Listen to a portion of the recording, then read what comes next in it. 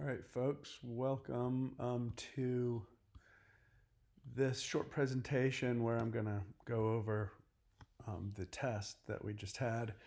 Please do remember that these tests do not carry a bunch of weight individually, but together they make up 40% or 40 points out of 100 of your grade.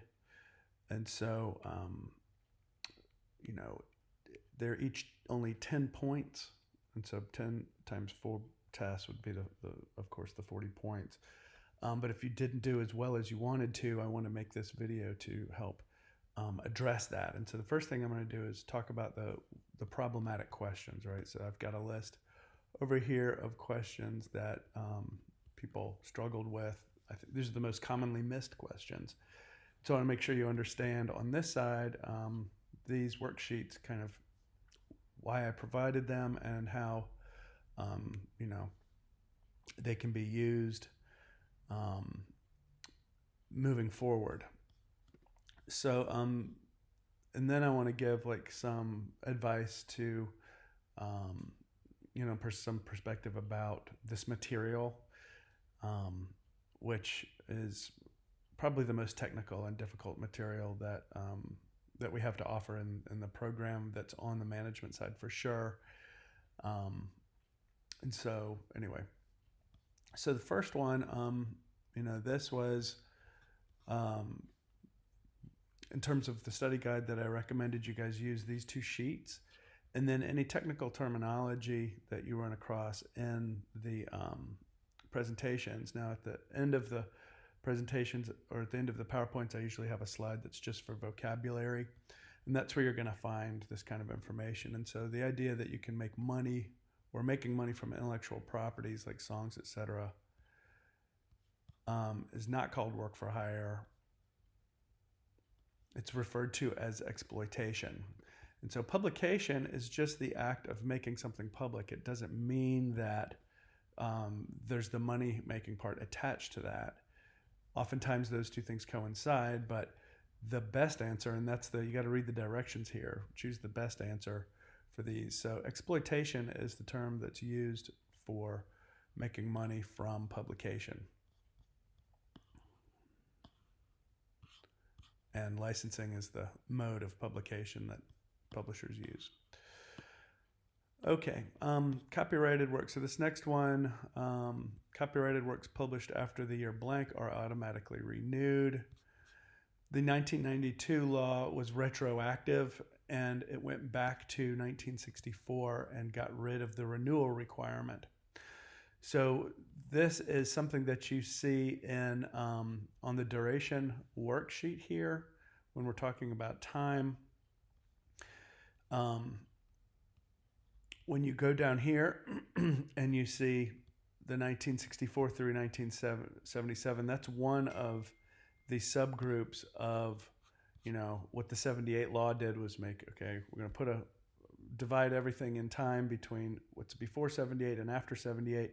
And it's really the 78, the pre-78 works that are the complicated ones. And part of that complication is that law went back and created another division in time, and that year is 1964, where after 64 you don't use any renewal, right? It's no longer part of the equation, and so renewal is made obsolete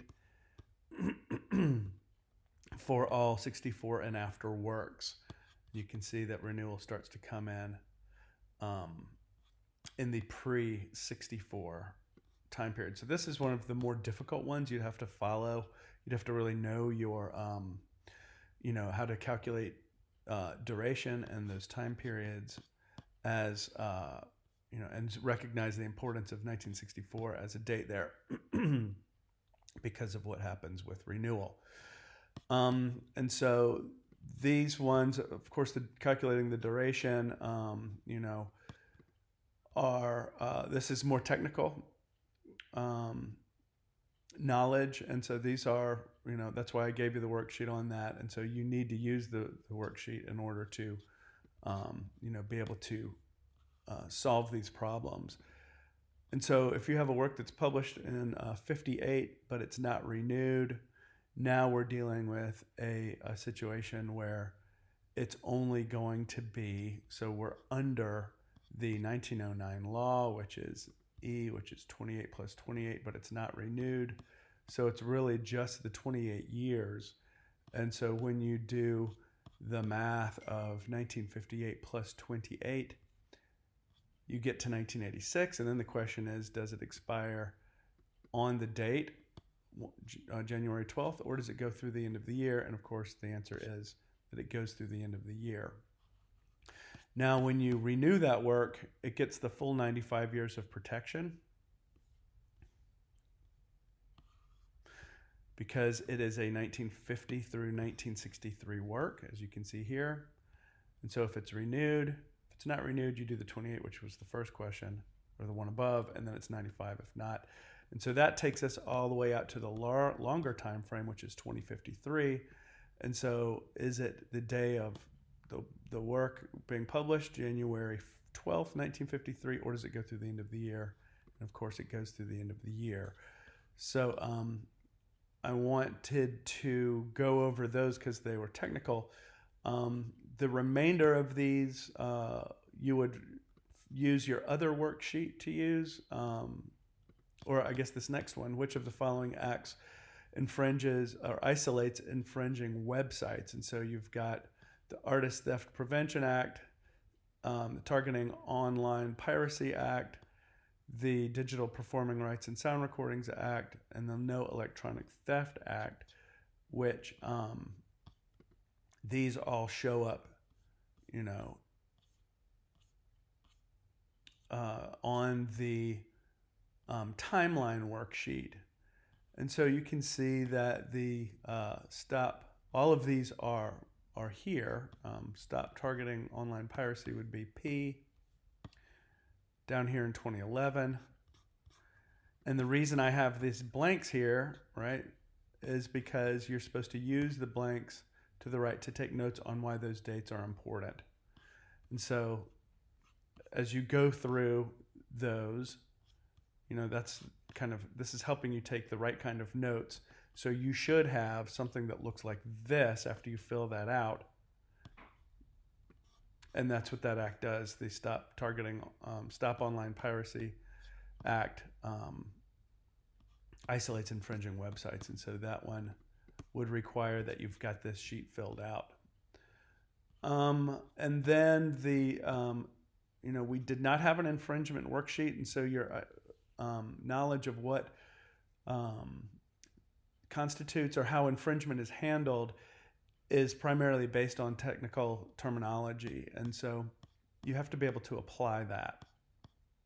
And so the different kinds of infringers, right? This is what I'm interested to test here, is your knowledge of the different kinds of infringers. We've got direct, contributory, and vicarious are the legal terms for the three kinds of infringers. International is, that's another sort of term that could be used to describe infringers, but is not part of the three primary types. So you'd need to know direct, contributory, and vicarious.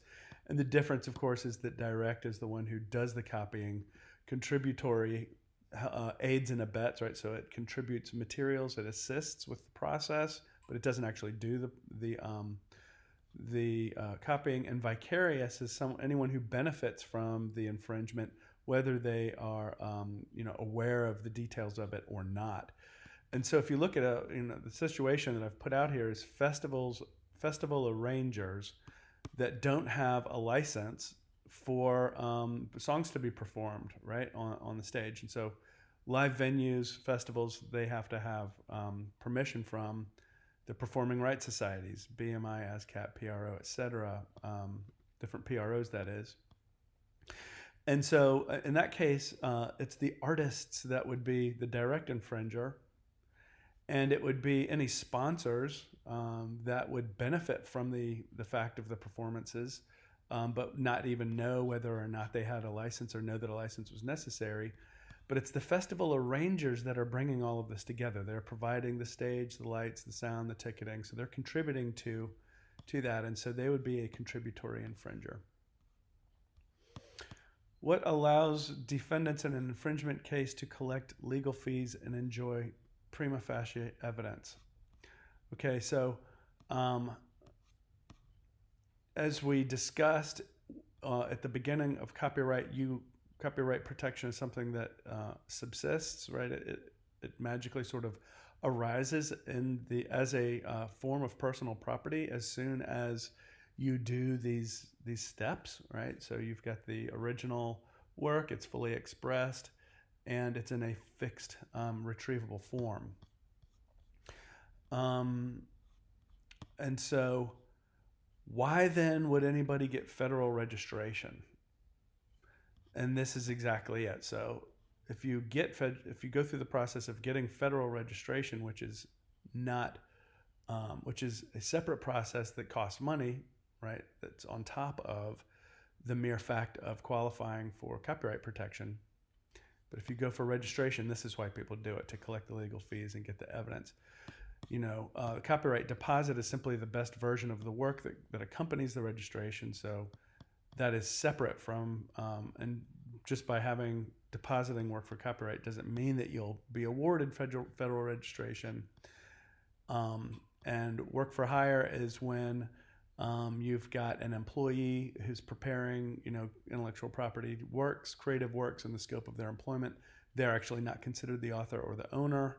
And so that answer doesn't work. An injunction is a form of penalty for an infringer when a judge says you have to stop doing the duplication and distribution. We've identified it as infringing, and it goes along with, destruction of infringing copies and the materials used to make duplications and things like that. So this one is A, and just depends on your knowledge of,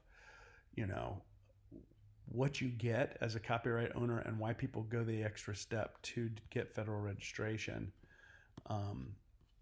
Is exactly because you have the ability to have prima facie evidence, which just means that the burden of proof is on the accuser, basically the plaintiff, and that if you win, you can collect the legal fees, which can oftentimes exceed, into the low six figures, tens or even hundreds of thousands of dollars. So that's good. And then these two true false ones. So the 1995 Digital Performing Rights and Sound Recordings Act did not, in fact, protect 1972 sound recordings. That is the 2018, this is very recent, the Music Modernization Act protects pre-72 Circle P, right? So that's down there in 2018. What the DPRSRA did, Digital Performing Rights and Sound Recording Act up here, basically allowed for there to be an equivalent of ASCAP and BMI, but for Circle P instead of the songs for the publishers and the songwriters. This 1995 act created Sound Exchange, which allowed for the record companies to have a performing right in their copyright. And so that's an important thing to recognize the difference there. This Music Modernization Act is one of the main recent things that's happened. And this 1995 Act is one of the most important things from 20 years ago or 25 years ago that's happened. And so it's important to recognize it's important to recognize that those are significant pieces of legislation, but they are separated quite a bit in time. And then the last one that was the most missed was number 20. Infringement cases are usually built on direct rather than circumstantial evidence. The fact of the matter is that any crime is usually known to be illegal by the people who are doing it, and therefore they do it in secret, right? They do it where it's hard to perceive what they're up to, and as a result, you don't get a lot of direct evidence. They're not going to sit there and talk about it, so you've got witnesses. They're not going to videotape themselves doing it unless they're complete idiots. And so when you don't have direct evidence, then you have to basically construct the story and call witnesses and bring in circumstantial evidence. And if you make a compelling enough story, then you can persuade the judge and the jury that this is actually what happened, or you finally put the defendant on the spot, and then they finally confess because the evidence is overwhelming. But that's the difference between circumstantial and direct. And the overwhelming majority of, most infringement cases require that this sort of circumstantial case be made, as opposed to, okay, here's a video of somebody confessing or actually doing the duplication, right? That's much less common.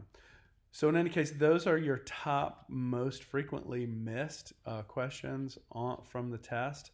And so those are going to be the hardest ones. I found that, the class average was just above 80, which means that, a significant portion of you are grasping the material. However, the fact of the matter is like I said, this is technical and difficult material, because you've got law, you've got old law, you've got governmental legislation, as well as licensing, and it's kind of like a different language, in fact, and that's the best way to look at it. And so, taking notes and asking questions using the comment section. People are not chiming in on the comment section of the videos that I'm posting, and that has got to be as good as, or has to be approaching the value of our in-class discussions. And so if you're seeing stuff, you're like, what are you talking about at 4 minutes in or whatever? What does this term mean? I don't understand it. This is where you're going to get the additional value. Another thing I would recommend, so interact with me through that in the way that the whole class can see it by using the comments. And then the other way would be to set up study groups, or befriend someone in the class that you feel has a good grasp on this material. I can set up a discussion board at the bottom of the Canvas page, so that people can search for study partners. But the idea here, one way to do this would be to watch individually and make notes about what you feel like you grasp and what you don't grasp, and then you get with a partner and be like, okay, this is what I had a hard time with, and this is what I felt good about. And you'll usually find that there's a complementary relationship there, so that you can help each other out. Usually groups of I would say 2 to 4, maybe 5 people, depending on how serious everybody is. You get a lot of benefit in that type of situation. And so those are my recommendations. I think that the class is doing well overall, but I did have some people reach out that were concerned, and so I wanted to make this video to address those concerns. And I remain at your I'm available to you, and look forward to hearing from you. And please do use the comment sections. Okay, have a good one.